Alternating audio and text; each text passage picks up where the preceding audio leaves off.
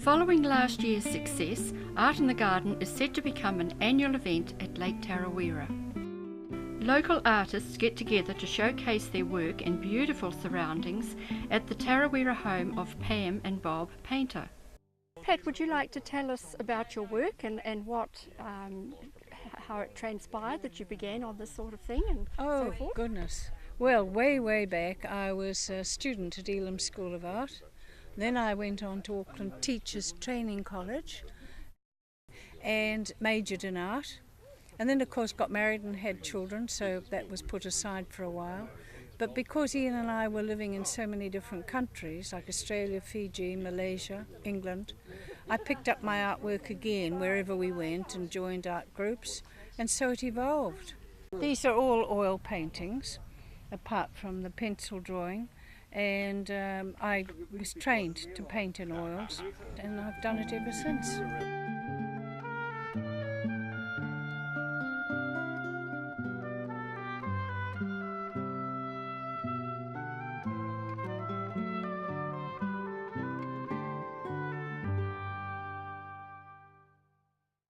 From oil painting to art of a different kind. Local wooden ornaments of a functional nature, crafted by Ian Lipscomb, would be valued in a wide variety of homes.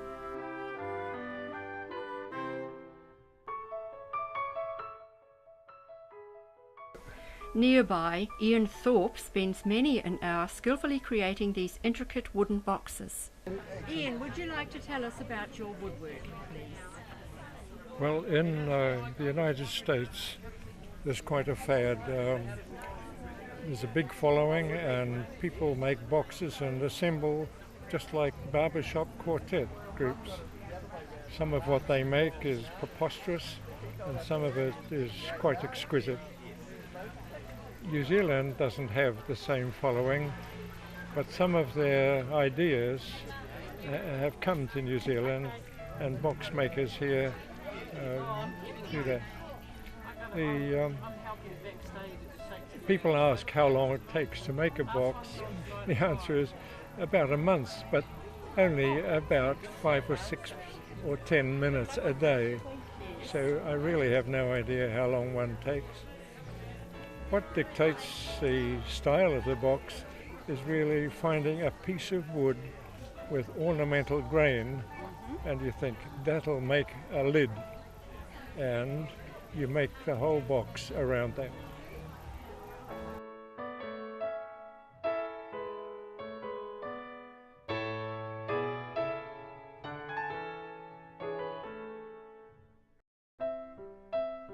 Meanwhile, nimble fingers are at work turning thread into beautiful hand embroidery. Now, Helene, we'd love to know just what has prompted you to get on do this type of work, and it's a lovely display you have here. Thank you. What started me off, I guess, was my grandmother's button collection. She let me go through it, and I picked out the ones I liked, and then I felt I had to make something out of them. I've always enjoyed making things, and especially the fine, delicate work, and it just grew from there.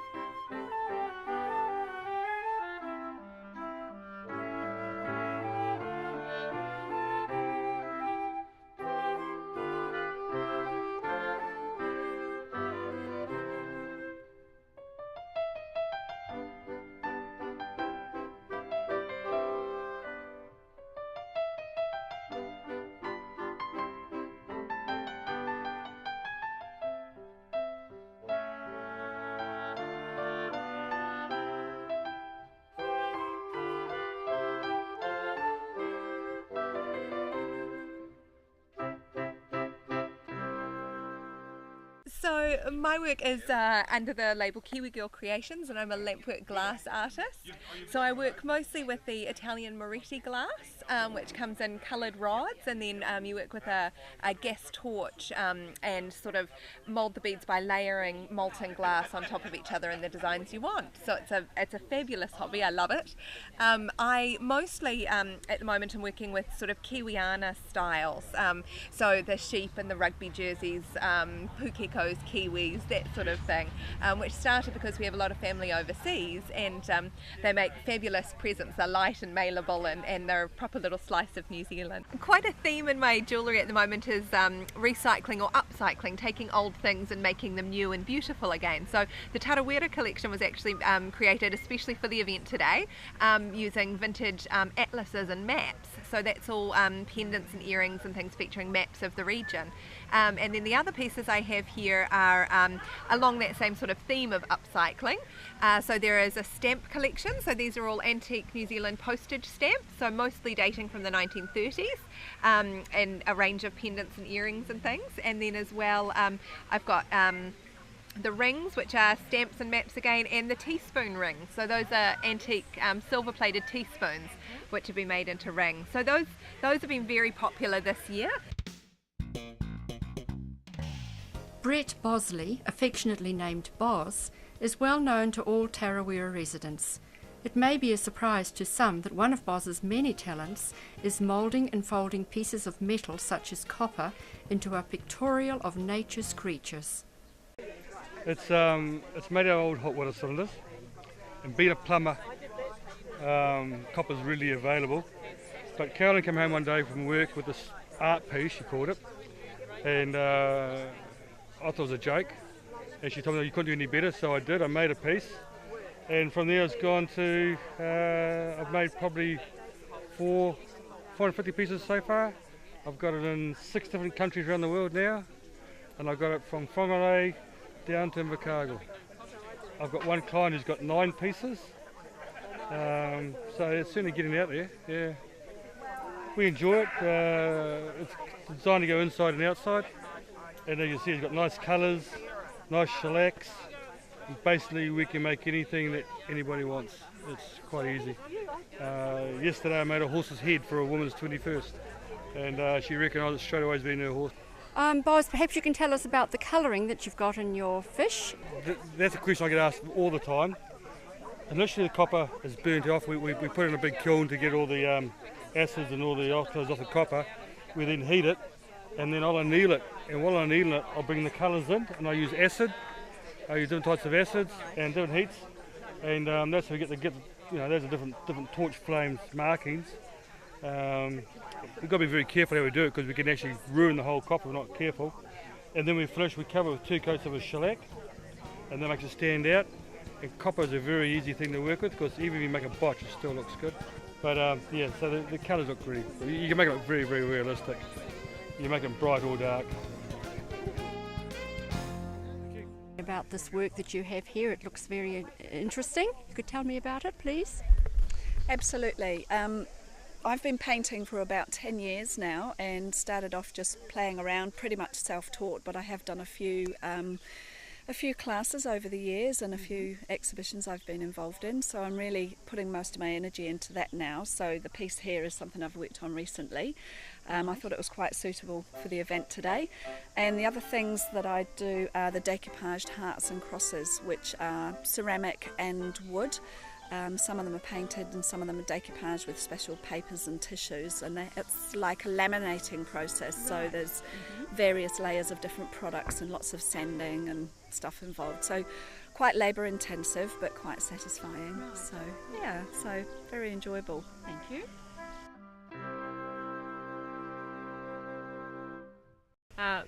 First of all, we're doing the yarn bomb. I'm project leader for the yarn bomb, which is a project to cover the tree at the front of the arts village. We're going to cover it with knitting and wool, such as this. So we're going to knit, these are crocheted spider webs. We're going to do ordinary knitting like this and completely wrap the tree in knitting and yarn, and it's fully funded by the Geyser Community Foundation. I'm also here with my art, so this is one of my artworks here. I'm a textile artist mostly. I work in recycled textiles. I use chiffon scarves that I've scrounged from the op shops, and then I layer them up, and then I do free motion machine embroidery on them, which is effectively like drawing with the sewing machine. So some of my work I've had awards for. These mixed media pieces, these are mono prints that I've added textiles to, and then free motion machine embroidered those onto the monoprints. Now, monoprint is a one-off print.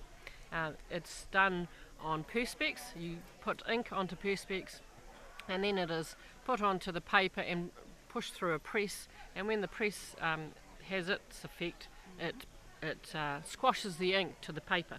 So you get all sorts of effects from the pressing it through the two rollers. So it's a one-off print. There's a one-on-one. There's no two of those, no two kind of a monoprint. That's why it's called monoprint. And it doesn't necessarily mean it's one colour. It can be all sorts of colours. So that's what I use these for, and I've had awards for these monoprints. I've been in the Molly Morpeth Canada Awards at Whakatane as well. So yeah. Go. Now, Margaret, would you like to tell us about your work, please? I find those shells really interesting. Could you tell us all about them?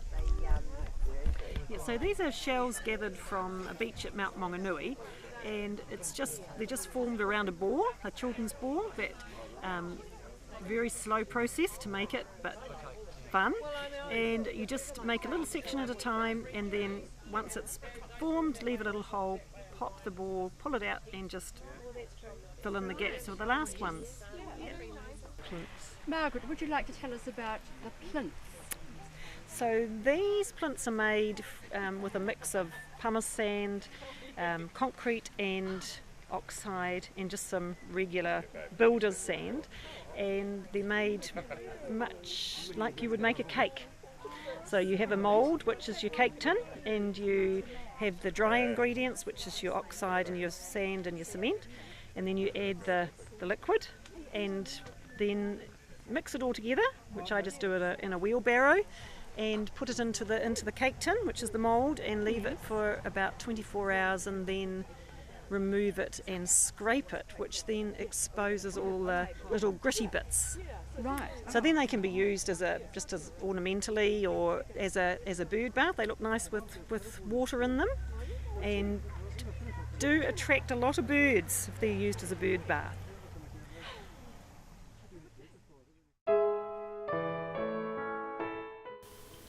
To add variety to our artists is Meg Lipscomb, well renowned for her skills with her camera.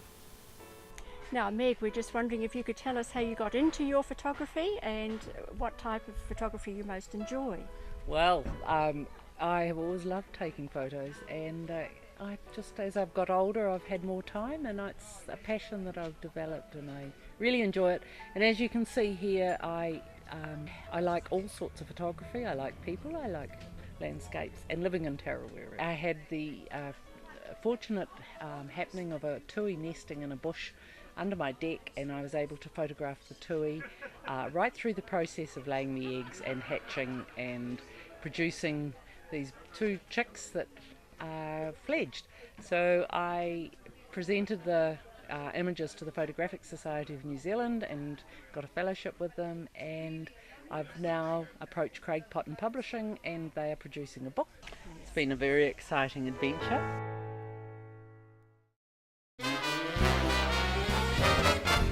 Let's now take a look at Pam Painter's work, our host of Art in the Garden.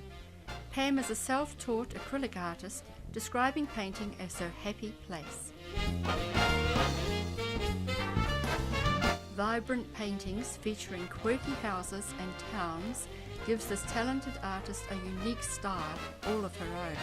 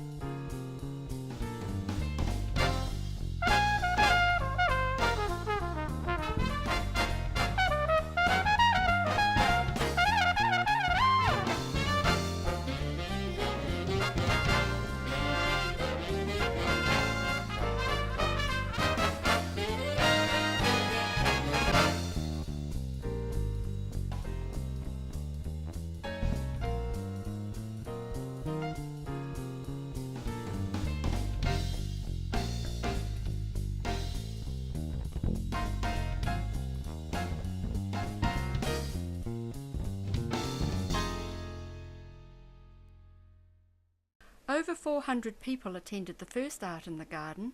Let's find out what some of them thought of the occasion. Pam, would you like to tell us what you think of the art program here this afternoon? Beautiful. It's so different that every corner that you go, there are different things, and that's what I like. I know there are 9 artists here, and they all do something totally different. Now, Gabriel, would you like to give us your opinion on what you think of this afternoon's program? Oh, it's just been fabulous. I mean, it's really lovely to see so much art in one place, but we've been so blessed with the weather. It's a gorgeous day, and it's just such a great community event. And I think above all, it's fundraising for such a great cause. You know, it's the fire service out here at Tarawera, and as well the rat eradication program, which has brought back the dawn chorus in the mornings. It's just a fabulous event. And Len, what have you to say? Well, the photography is just absolutely incredible, and for such a small community, the diverse number of artists we have here is just absolutely amazing. My parents live locally here at Tarawera. I've come over from Dubai with my son to visit Mum and Dad, and I think it's fantastic. It's great to see the local artwork. I've put in a bid for a wooden box, so I hope I win it. And it's just lovely to come down and see and be in someone's garden on a day like today. I think it's beautiful. Art in the Garden is over, and you've both had time to reflect on the day. Pam, did it meet your expectations? It certainly did. We had just an amazing day. It exceeded our expectations. This started out as being an experiment, and we were just delighted to see the number of people who came through the gate in the first hour. I think Bob counted about 100 people as they came through the gate. So it was just amazing. And the grins on people's faces, it was just one of sheer delight. What inspired you and motivated you to hold Art in the Garden? There were 2 things, I guess. In the first instance, it was all about having exposure to my art and a friend who is a photographer. And we discussed it, I think some months ago, talking about doing something together. So that in the first instance just got us going, got us rattling. The second thing was that we had a death in the area, somebody who we cared about very much, and so we decided that it would be nice if we could perhaps contribute towards a plaque or something in Bob Scope's honour. So that's really how it eventuated. Bob, I understand you're not an artist, yet you played a very important role. Tell us about it. Well, not so much important. It was just that I think it was my idea to start with, and we were just sitting here having a glass of wine one night and talking about Pam's exposure for art and the lack of it. She's exhibited in town at the library and Portico Gallery, and I just said, why don't we have an art exhibition in our garden?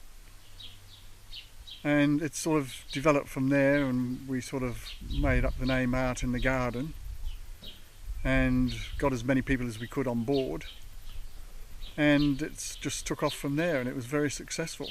So here's to bigger and better things, we hope, in the future. Looking to next year, can we expect to see another Art in the Garden? Absolutely. We were just so delighted with the results, for one thing, and we've had so many people approach us from Tarawera who are actually interested in joining us next year. So I'm sure that there'll be other artists who will be included in next year's Art in the Garden. Well, yes, that's the way we want to go. We'll do it for another year here, and if it's as successful as this year was, if it gets too big, we'll find another venue, somebody else who's got a bigger garden. But next year we'll definitely be here, and as I say, we've still got space for extra artists. As Pam said, there's several that have inquired if they could join us next year, so the more the merrier.